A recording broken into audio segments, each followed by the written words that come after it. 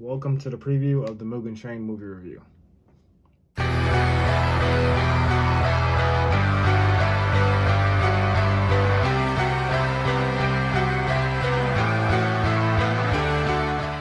Hey guys, welcome back to Everything Anime Podcast. I'm your host Shinry. Here at the Everything Anime Podcast, I break from anime, manga, video games, TV shows, and whatever relevant topic I'm talking about. Today's video is on the prequel to Mugen Train. So, if you don't know, I started watching Demon Slayer only after going to the Mugen Train movie. It's the whole reason why we started doing the review, because I was not into Demon Slayer at all. I thought it was boring. I didn't want to start it. But like I was saying before in previous videos, Mugen Train was showing in theaters, and I had a day off. It was raining. Theater was 5 minutes away. It was like literally walking distance, and I was like, I got nothing else to do. Might as well watch an anime movie. But so I didn't be lost. I binged season 1, but I wasn't paying attention. It was just like on in the background, and I'd look over casually. And then I watched Zenitsu beat the Spider Woman or Spider Brother. I watched Tanjiro turn his sword into a flame. I watched like just some basic things to get like some basic context. And I went to the movie, and I loved the movie. I didn't know half the characters. I didn't know who Tanjiro was. I knew who Nezuko was a little bit. I knew who Zenitsu was a little bit, and I know who Boarhead was a little bit because I wasn't really watching the episodes. Anyways, I loved the movie, the first half of it, and I hated the second half. But from there on, and I call it first and second half because I felt like the first half of Mugen Train was like actually being on the train, taking on a train demon, and that's why I thought the movie should have ended. But it kept going and killed into the death of Rengoku versus the third upper rank, which is a part of it I didn't like so much because I felt like Rengoku's death was dragged out. And knowing that we're going into Mugen Train after just meeting all the Hashira in this arc that I just finished recently, I'm like, yeah, I would never got attached to this guy to like care about him dying for like 10 minutes on screen compared to, like I said, Guy Sensei dying, or, you know, Ichigo dying, or like if Luffy ever died. Well, Luffy died, if you know about Gear 5th. Or if Naruto died when Naruto died. You know, we care about that because we're attached to those characters. But Rengoku, knowing that I just met you this arc, and like, as I said, I knew that he died in Mugen Train, and Mugen Train's literally the arc we're about to go into, I'm like, I don't see me getting attached to this character and caring about his death as much as everybody else does. But, I mean, everybody loves firepower, so whatever. Anyways, after I finished watching Mugen Train movie, I started watching the episodes as they came out on Netflix. So I watched the entertainment arc, which was kind of cool. I like Tengen, I like his 3 wives.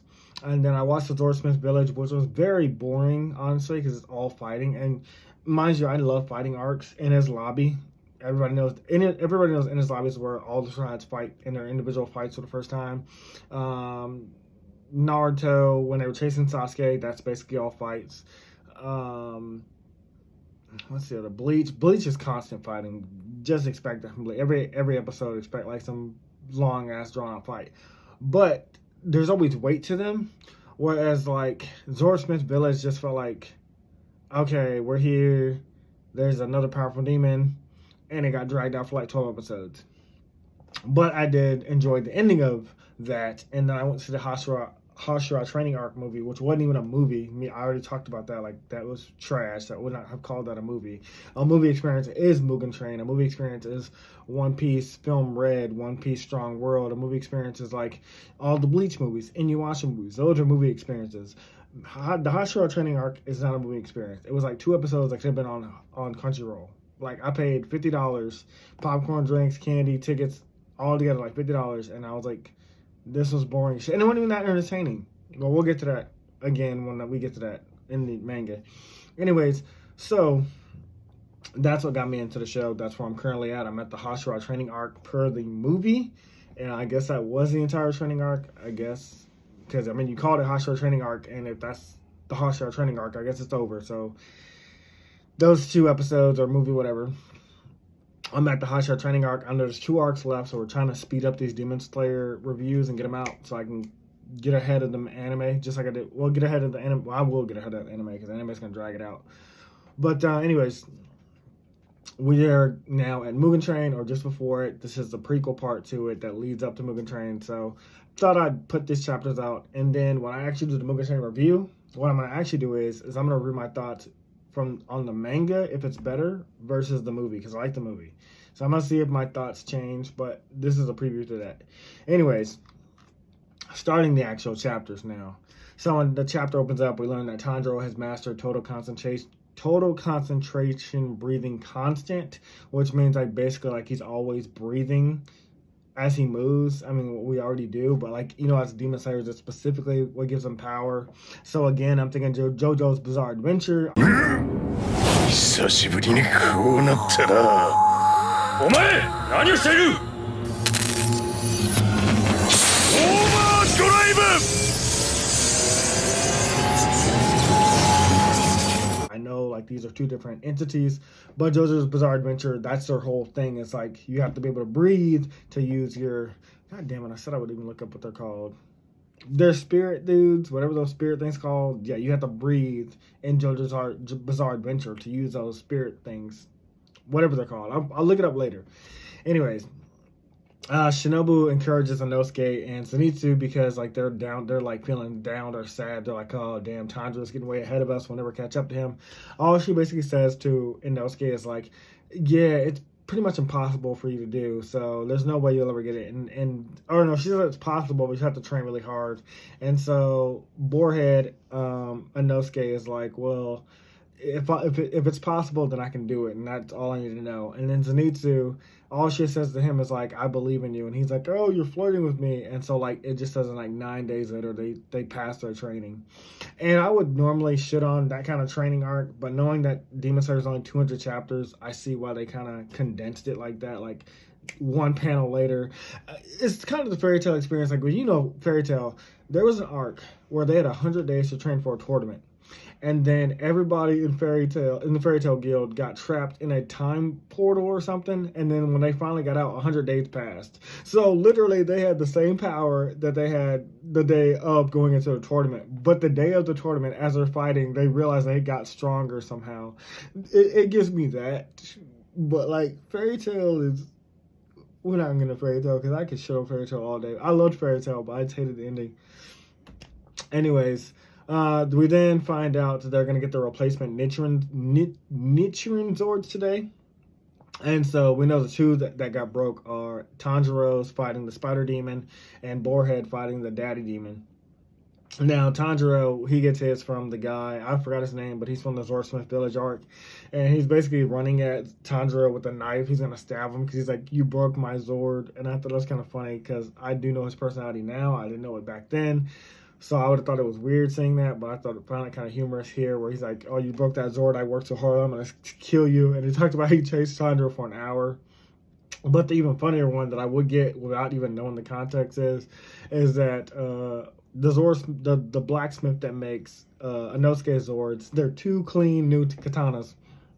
And he's like, I've never worked on two katanas before for somebody, so you should feel very proud. And Boarhead has no response to it, so he just goes and grabs a rock and just starts smashing the Zords, like chipping them away. And that pisses off the blacksmith. He's like, how dare you? And it's just because Inosuke is used to how his Zords look like chipped and like jagged.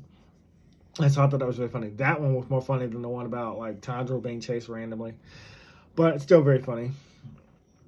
Now, we then go over to Muzan and the room with 1,000 staircases and, you know, changing doors and all that. And Muzan, for some reason, looks like a woman. I mean, they say, like, Muzan likes to change his appearance now and then. Like, I know in the Swordsmith Village, he looked like a man. And the one arc where we met the dodgeball girl and the arrow guy, he was like a man. But they say he likes like a woman sometimes. I thought it was like a female that loved him or something, but whatever. He can look like a woman he wants to. We also learn here that Baby Demon was lower rank 5, and that the demon from Mugen Train is lower rank 1. So Baby Demon is if Baby Demon was too strong for Tanjiro then, this demon that's in Mugen Train is way stronger than that. And we also learned here that they are based off of, there's 12 ranks. In the 12 Kizuki, the upper rank are always 1 through 6, and their numbers have never changed. It's always been constant. Like if you're number 1, 2, 3, 4, 5, 6, that's your permanent rank. But if you're lower rank, your numbers are always changing because demons get weaker and stronger over time. And usually they beg Mugen for more blood, or they kill more humans, consume more humans, eat more humans to get stronger. but lower rank always changes. So Baby Demon wasn't probably always the strongest, and Mugen Train Demon probably wasn't always the strongest in lower rank, but they are currently, or they were currently. And let's see. Oh, here's where we also learned something important. So everybody in the upper rank has all killed a Hashira at one point or another. So that's why maybe the Thunder Hashira isn't with the current Hashira, and maybe that's why, like, you know, there can be like Hashiras of all different kinds and not just like all element types, because like other Hashiras have been killed. Now, like I said, I don't know if there's always 9 Hashira, like there's only like 5 main Hokage or 5 Kage. I don't know if it's like that, or if it's like, you know, you're the 9 current strongest Hashira, so you make up the 9 Hashira, or you make up the Hashira, but like there can be other Hashiras. I don't know if that's how that works, because we know Zenitsu's grandfather was a Hashira, the Thunder Hashira, and he still is alive.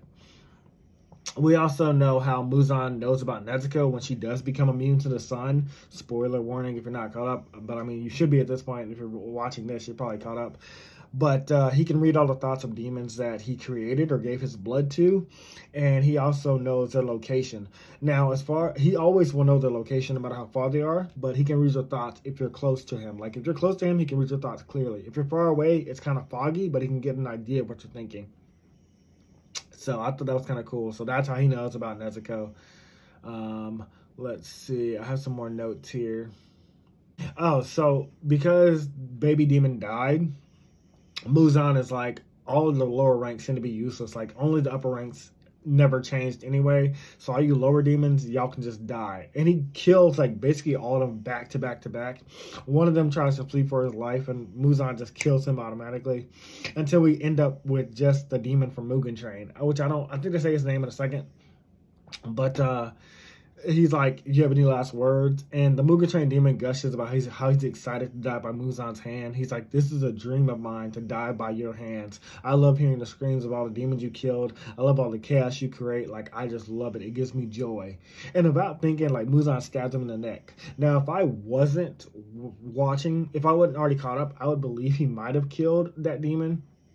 But also knowing that they said, like, Muzan, give us more of your blood so we can get stronger, I could kind of see like that was what's gonna happen. So he injects upper rank 1 demon with more of his blood, probably putting him at like an upper rank level, but probably not.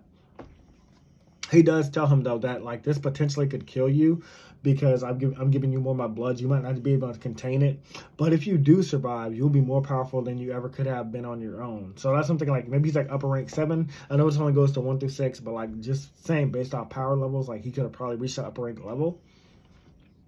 And he says, in return for this power, I want you to kill a Hashira for me. Any Hashira. Kill any Hashira. But don't just kill any Hashira. Also, as a bonus, I want you to kill this kid with these earrings. Obviously, he's talking about Tanjiro, because we get that at the end, towards like the end, like the demon starts seeing visions. The Mugen Train demon, he starts seeing visions of Tanjiro. He's like, oh, if I kill this guy, it'll make Muzan very happy. We then flash over to Tanjiro asking about fire breathing and the difference between fire breathing and flame breathing. And he asks this to Shinobu. Shinobu's like, I don't really know anything about fire breathing. I know flame breathing is a thing, but like, don't ask me. Ask the Flame Hashira Rengoku. And it kind of gave me like Charizard versus Magmar. Like, Magmar!